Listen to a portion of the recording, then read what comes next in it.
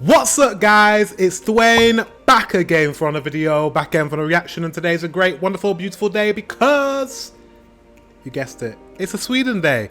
Semlor, the dessert that killed a king. Or Semlor. Semlor? I don't know how to say it, but I hope I'm saying it correctly.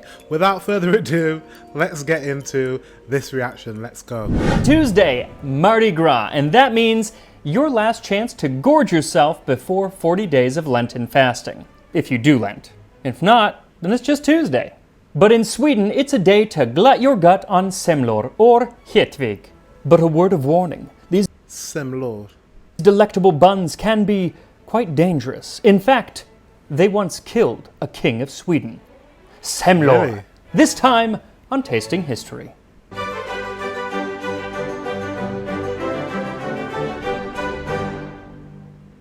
So this dish was brought to my attention from one of my Patreon patrons, Tova, and she actually did a lot to help with this episode because she did all the translating, helped me with pronunciations, and did a lot of the research because a lot of the stuff was in Swedish and I couldn't even find it. Also, thank you to today's sponsor, the city of Lindsborg, Kansas, but more on that later. So these semlor, or semla, which is the singular, are also known as fjättisdagsbulle, which means fat Fjättisdagsbulle. Tuesday bun, and typically today they are served with whipped cream and an almond filling or sometimes a custard. But in the 18th century they were often served in a dish of warm milk. And still today they can be done in the same way, but not exactly the same way that our recipe calls for. Today's recipe is from 1755 and is called hetvig med mandel, or Hetvig med mandel. hot wall with almonds. It comes from the Hjälprede i hushållningen för unga fruntimmer, or Guide to Housekeeping for Young Women by Kajsa Varg. Hetvig med mandel. Take small round Hetvig med mandel. I can't do it. He sounds really good. He must is this person that's helped him with the pronunciation. I don't know. Does he sound good, guys? wheat bread buns good? And slice a round plate from the top. Then dig out all the insides and put it in a bowl. Soak it with sweet cream or milk and mix it well with a spoon. Take an egg for each bun and mix it into the wet bread. Add to it peeled and fairly finely crushed almonds, sugar, 2 tablespoons of melted butter for each bun, and a little salt. Stir this well together and put on a fire pot so that nothing solidifies. Then fill the empty buns and lay the round plate on top. Tie well around with a thick string so that the plate remains in place, and put the buns in a wide pot so that they can stand next to each other. Then pour milk in the same pot, but not so much that it submerges them, and then let it boil for half an hour. In another container, boil a stoop of sweet milk or more, depending on the quantity of the bread, and put in it a little sugar and butter. When it is to be served, the string is removed and the buns are placed in a deep dish. The boiled milk is thickened with 2 egg yolks, then a little milk is poured on the buns and the rest is poured into the bowl to carry in when eaten. So the recipe just calls for wheat buns, which leaves it open to interpretation. So I'm going to be making a modified version of the Sally Lund bun that I made last spring. It comes from the same time period, so I figured it will work. The difference is going to be, instead of adding saffron to the bun, I'm going to add a little bit of cardamom because that's the traditional way of making the bread today. So for the dough, what you'll need is 4 cups or 480 grams of bread flour, 1 packet or 7 grams of dry yeast, 1 1/4 cup or 280 milliliters of whole milk, 6 tablespoons or 85 grams of softened butter, 1/4 cup or 50 grams of sugar, 2 eggs, 1 1/2 teaspoons of salt, and 1 teaspoon of cardamom. So before we actually get to making this bread, I need to tell you about the weirdest coincidence that happened to me. So I was writing this episode, like actually typing out the words, and an email pops up from Little Sweden. Little Sweden. Turns out there is a town in Kansas called Lindsborg, which is known as Little Sweden. There's a town in the USA called Little Sweden. I did not know this. It was founded by Swedish immigrants, and still to this day they celebrate a lot of Swedish festivals. Midsummer, St. Lucia's Day, and the highlight of the year, Svensk Hyllningsfest. So when I told them that I was doing an episode on Semlor, they asked to sponsor the video, and I said okay. So thank you to the city of Lindsborg, Kansas, and I will put a link to all of the festival details down in the description. But until I can get to either Sweden or Lindsborg, Kansas, the only way to get my Swedish fish, Swedish fix, try saying that 5 times fast, is with today's Semlor. So first warm your milk to around 100 degrees Fahrenheit or 38 degrees Celsius and dissolve the sugar into it. Then take the flour and add the salt, the yeast, the cardamom, and whisk that together. Then pour the milk solution into the flour and work everything together into a ragged dough. Then add the eggs and the softened butter and work to combine. Now you can absolutely do this with your hands, but it is a really sticky dough, so if you have like a KitchenAid stand mixer, now is the time to use it. Knead the dough until it becomes nice and smooth, though it will still be quite sticky. Then cover the dough with a tea towel and let it rise for about an hour or 90 minutes or until it's doubled in size. Once the dough is well risen, punch out the air and divide it into 8 to 12 pieces. Really depends on the size of semlor that you're going for. I went big, so I went with 8. Then shape them into buns by stretching the dough out and folding it back in on itself until you have... See, he's making it look very easy, but I know for a fact that is very difficult to do. And mine would not turn out like that. Have a circle. Then I'm flip not it over a baker, guys. and roll it into a ball. Set the dough onto lined baking sheets. These will expand quite a bit, so to stop them from running into each other, which I failed at, keep them pretty far apart. Also, I would recommend either putting down some parchment paper or the saving grace of bakers everywhere, some Silpat. Link in the description. Then cover your buns and let them rise another 45 minutes. That was my best May West, by the way. While they're rising, set the oven to 400 degrees Fahrenheit or 200 degrees Celsius. Now this part is merely aesthetic, so not necessary, but if you want your buns to shine like the top of the Chrysler building, just give them a nice little egg wash before you put them into the oven. Then bake them for 15 minutes. Once they're done, take them out of the oven and set them on a wire rack to cool completely, and they do have to be cool before we can make our filling. Once they are cool, the recipe calls for us to cut the top off and dig out the insides. Now for the filling, besides the inside of the buns, what you'll need is 1 cup or 235 milliliters of cream, 8 medium eggs or 6 large eggs, beaten, 2 cups or 260 grams of almonds, ground.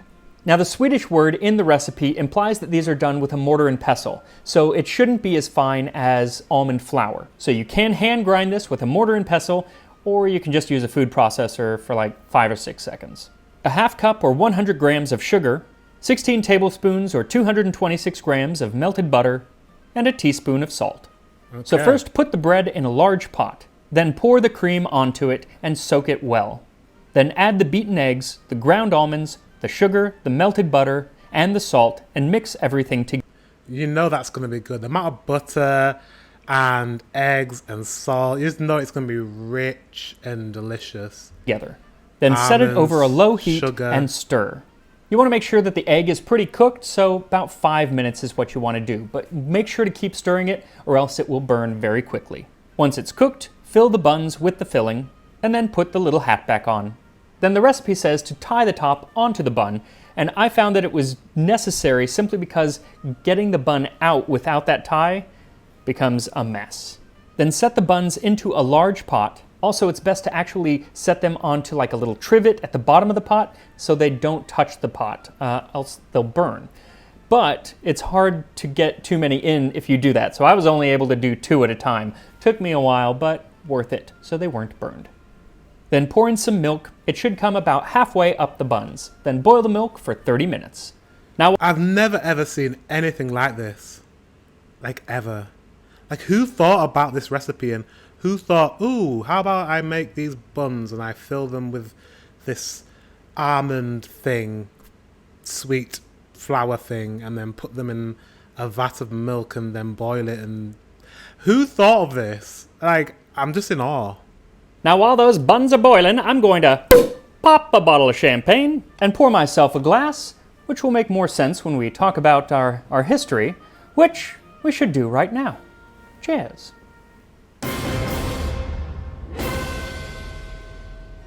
Adolf Fredrik was the Prince Bishop of Lübeck in modern-day Germany.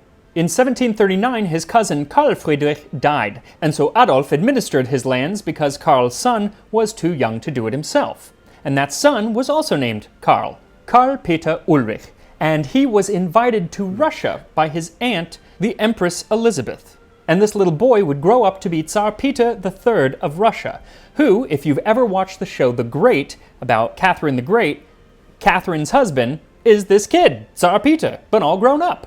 Huzzah! It's a great show. They take a lot of liberties historically, but it's still worth watching and is quite a hoot. What else I find a hoot is that both Karl, or Peter, and Catherine the Great were both German-speaking natives who then moved to Russia to rule the country while speaking French, because that was the language of the court. Kind of confusing. And this importing of foreign monarchs was actually not that uncommon. In the 18th century, as it happened, a lot of monarchs ended up coming from what's now Germany. Russia did it with Peter III and Catherine the Great, England did it with George I, and Sweden did it with our dear Adolf Fredrik. And he was dear. He was supposedly a wonderful father and a great husband and really kind to his servants, which was not that common at the time. So hats off to him, which, speaking of, the hats were the ones that put him in power.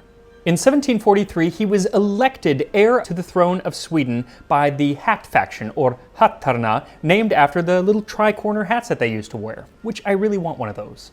There was also another faction in Sweden at the time called the Caps, or mössorna, the hats and the caps, like the sharks and the jets, or the ukes and the zooks from the Butter Battle Book by Dr. Seuss.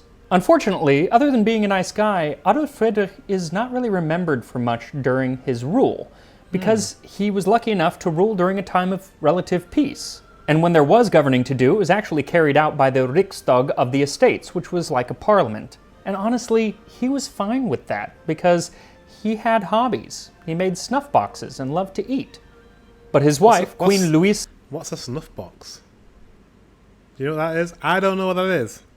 Louisa Ulrika was not so easily entertained, and basically the moment that she got on the throne, she started planning a coup d'etat against the Riksdag. And the history of it reads like a frickin' novel with every overused trope that you could possibly think of. First, she funds the coup by pawning the crown jewels. But she's ratted out by a scheming lady-in-waiting who tells the Riksdag that the jewels are gone, but nothing can be proved. Scandalous. The lady-in-waiting is spilling information about the queen. Proven because the queen refuses to let anyone do an inventory of the jewels. But with all eyes watching, the plan has to change. So she brings in some new people into the plot, including her husband the king's illegitimate and ne'er-do-well nephew named Ernst. But just before the plan goes into action, Ernst gets drunk at a bar and spills the beans. I mean, the writing could not be worse. So he's arrested, interrogated, and of course, sings like a canary. Plan falls apart, and most of the leaders, not the queen, are decapitated, including Ernst. Just goes to show it never pays to snitch. If you just followed the plan, Ernst, you'd still have your head. But now the government is really watching the queen very closely, and by extension, the king, who doesn't seem to have had any idea what was going on. But it's no wonder that for the rest of his reign, he pretty much just kept to his snuff boxes. And honestly, that was a good thing, because under Adolf Fredrik, Sweden flourished.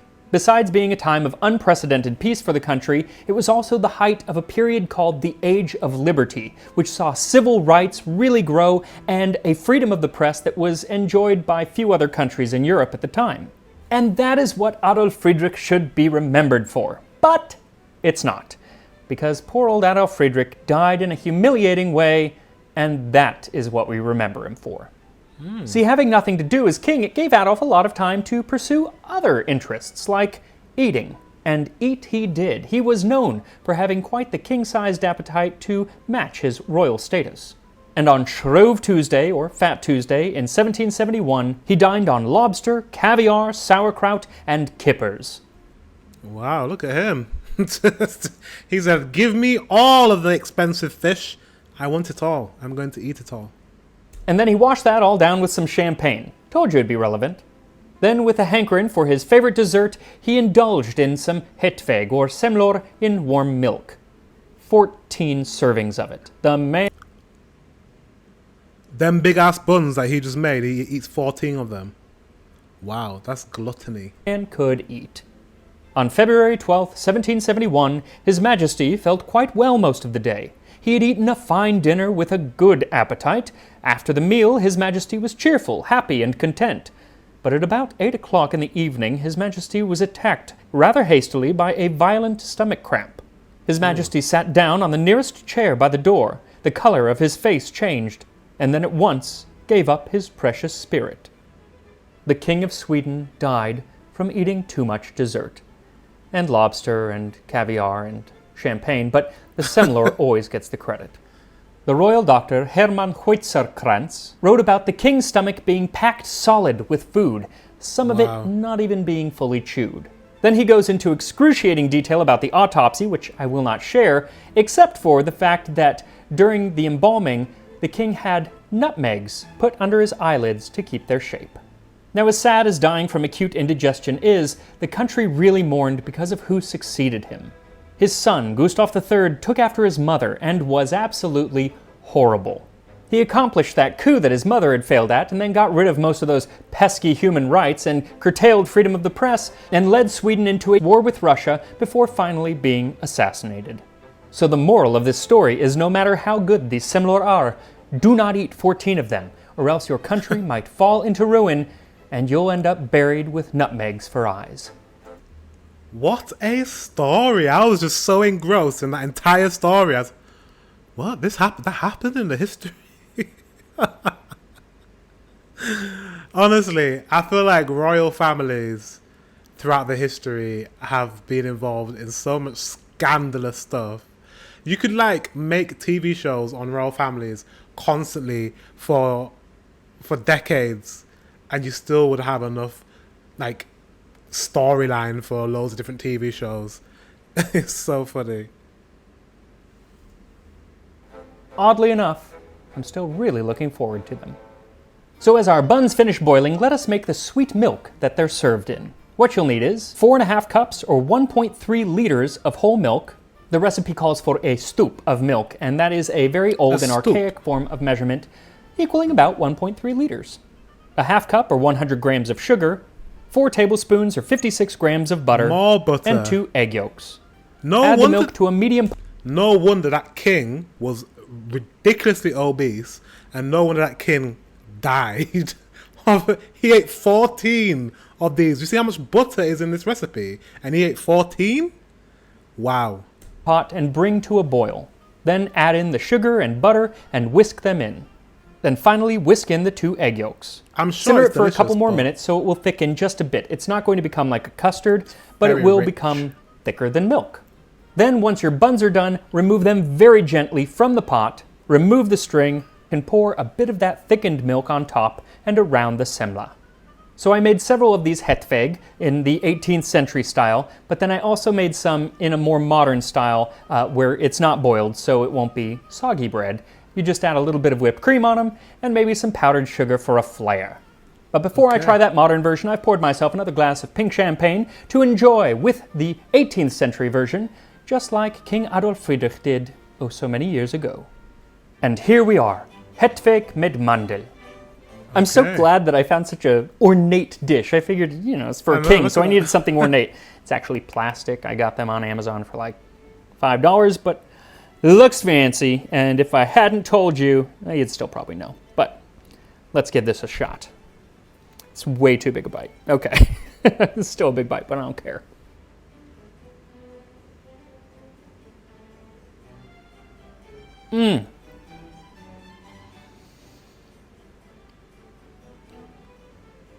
That's amazing.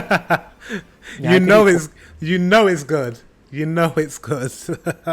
Well, but 14? 14 of those. His were probably smaller.